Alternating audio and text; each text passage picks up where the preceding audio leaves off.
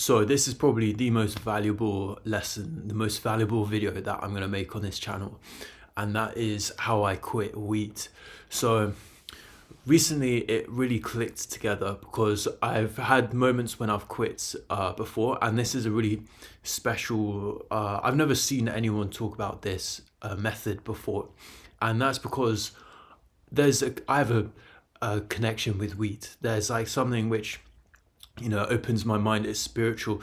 There's a rasta that says weed is like toothpaste for the soul, and you can spend your time brushing your soul, but then you're not actually spending time emanating. It's like you could spend lots of time brushing your teeth, but then you're not actually spending time smiling because you've got so much time brushing your teeth or brushing your soul. In the times that I've quit, I've always had an end goal. Whenever I was able to quit, and when I say quit weed, I mean quit weed painlessly, without any struggle and stress through, because we're gonna have night sweats, we're gonna have some vivid dreams and things. And when you wake up the next morning, you don't want to be like, shit, that wasn't worth it. I want to wake up, I want to smoke weed. I want to get away from what I've just had, what I've experienced. And the easiest ways I've ever gotten through it is by having an end goal. When I've quit, I've said, okay, I'm going to smoke. I'm going to come back and smoke in a month and a half's time on this date. And that whole experience from start to finish was seamless. It was easy. There was never a point where I was struggling when that was actually part of the situation. I'm currently quitting weed for at least 365 days. And a month on top of that, because I've got a certain date when I'm actually wanting to smoke, and that's in April 2027. So it's February 26th right now, and it's actually 26th of February, but it's February 2026 right now. So I know that I'm coming back to this next year, just for what I've said in my psychological form is during the start of the second quarter for 1 month and the start of the fourth quarter for 1 month, and then we're going to experiment coming back on, just to make sure that, because like I say, I've got some connection with it. It's a spiritual toothpaste for the soul situation. What I've found recently which really clicked was that before I recently stopped, I took a week off. So I knew I was going to smoke the next weekend, but I took a week off, but maybe like 5 days off. Enough time for you to like go through a bit of struggle where you're like, okay, I know what this feels like a little bit, and you're sort of preparing yourself for quitting, but you're not going so hard like saying, okay, I'm gonna quit for a whole year, or I'm gonna quit for forever or something. Forever, to me, that doesn't make sense. But there are many other people that make sense to. So this is a nuance, and this is how I quit weed, and how maybe you will resonate with me as well. So the week before I quit for 5-6 days, and I was thinking I want to quit a bit longer, and then this is when it really clicked. So after about 5 days, I came back, and then I was certain that I wanted to stop smoking. So I had the last bit of my weed, which I smoked within. So it was a Saturday I quit, and then the Friday night I smoked. I had two. I was going to only have one, and then later in that night I had a second one.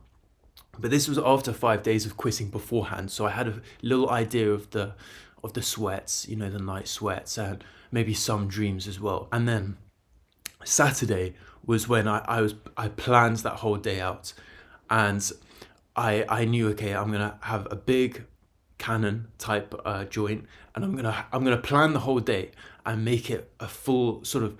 I'm gonna go sightseeing around my area with a big joint, and I'm planning to quit. Like, this is actually my quitting. I actually made a video on my other channel, which I'll link below, which was my quit weed vlog, and what I was doing is I'm making a sacrifice. I'm quitting weed for a reason, and then on top of that, I'm coming back to it in the future at a date that I know about, and that makes the whole situation so much easier. I can't tell you like how nuanced and how individual this is for me, and how this will help someone else, I know for sure, because it's helped me. And it really hit me like a spark recently when it's happened. In the past 4 years, I've been like sort of taking note of how I've been able to quit or how I've been struggling. It really hit me like a bolt. I was like, this is why I'm able to quit right now, is because I've got a return date. You know, it's not like I'm getting rid of it forever. It's not like I'm dying. You know, that's how I feel when it comes to like quitting weed. It's like I'm about to kill a part of me which I still somewhat like. So that's something which I don't want to get rid of completely, but the sacrifice we're making and the purpose that we're pursuing is part of the process of taking a break from it and coming back to it at a later date. The main one for me right now, and this is where I'm at the moment, is that I took a week off before I actually quit for a year. And I had a couple days in between that week off and this whole year off where I was like, okay, this is the last time that I'm having with it.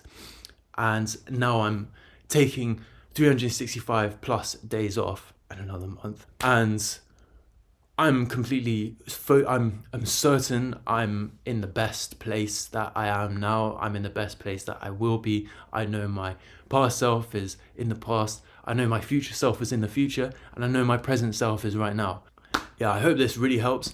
I mean, in the times that I did it before, I took maybe a month and a half off or something. And this time we're in like, you know, we're in the big boy leagues. We're taking over a year off now. And man, this is going to work out really well. And I'm going to take you on the journey of documenting how I feel 7 days in, which is very soon, like 2 days, and how I feel. So yeah, I hope this is inspiring, because I know how difficult it is to quit weed, and I know it feels hopeless when people are telling you, yo, get rid of it, and you're like, bro, you don't know how it's opened my mind in some ways. You know, it's turned me aware to things like racism, narcissism, and the ego is very sensitive after these things. But like I say, it's toothpaste for the soul. And make sure that you're not spending all your time brushing your soul, and actually spend more time emanating, you know, smiling. Okay, so yeah, one love, and I hope this helps. Big up.